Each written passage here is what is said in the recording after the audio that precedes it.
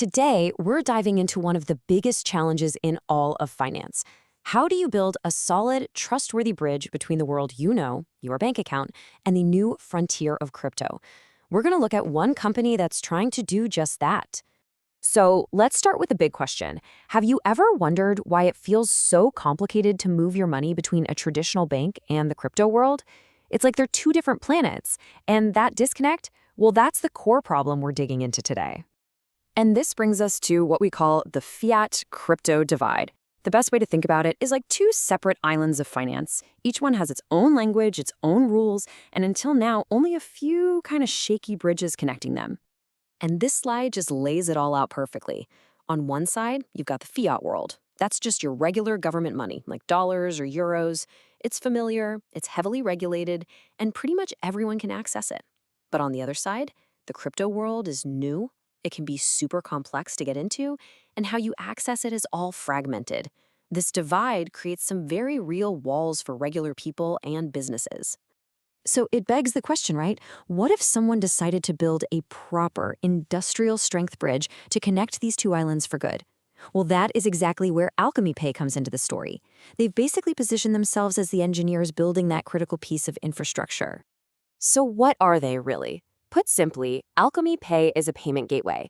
It's the technology that lets regular money and cryptocurrency actually talk to each other. Their whole mission is to create solutions that connect these two economies, making it way easier for everyone to get involved.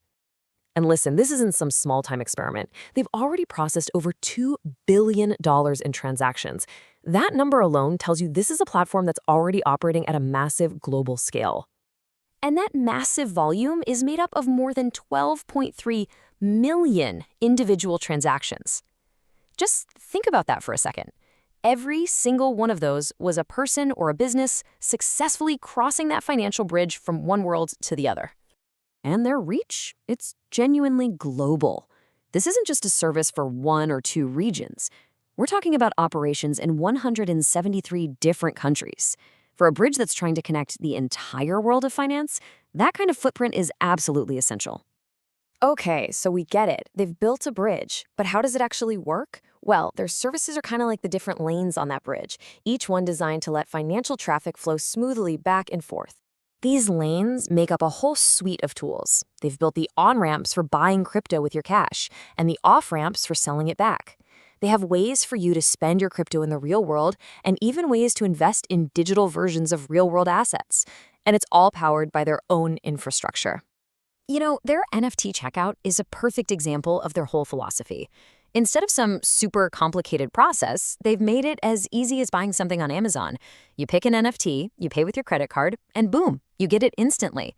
You don't even need a crypto wallet beforehand. They've just removed all the usual headaches. Then there's their crypto card. Now, it's what's called a white label solution, which just means other businesses can use their tech to launch their own branded cards. For you, the user, that could mean topping up a card with something like Bitcoin and then spending it anywhere you want by linking it to your Apple Pay or PayPal. It turns your crypto into spendable cash. Okay, now this quote from their own white paper is fascinating. They're talking about their own blockchain, Alchemy Chain, and they're being incredibly clear. They're saying its purpose isn't to be like Bitcoin, this super decentralized, censorship-resistant network.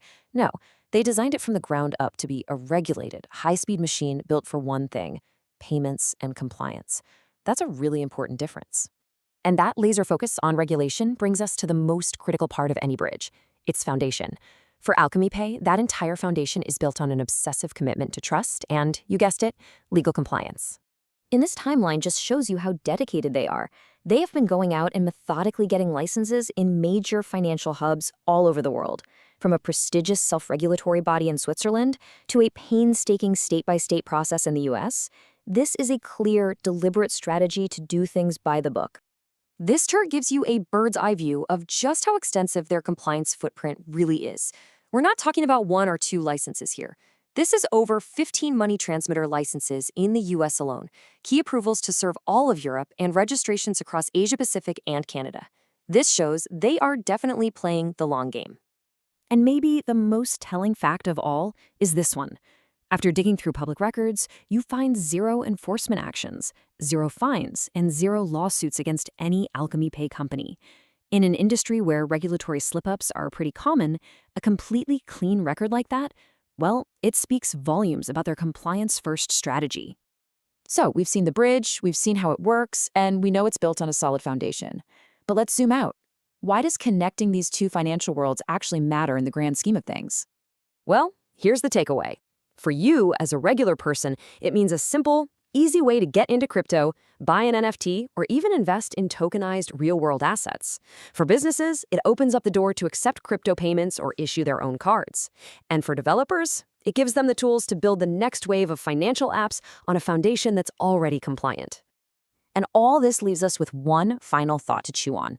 As these two worlds of finance inevitably get closer and more connected, the bridges between them are going to become more important than ever. So the real question for all of us is, what will it take for us to truly trust the infrastructure we use to cross them?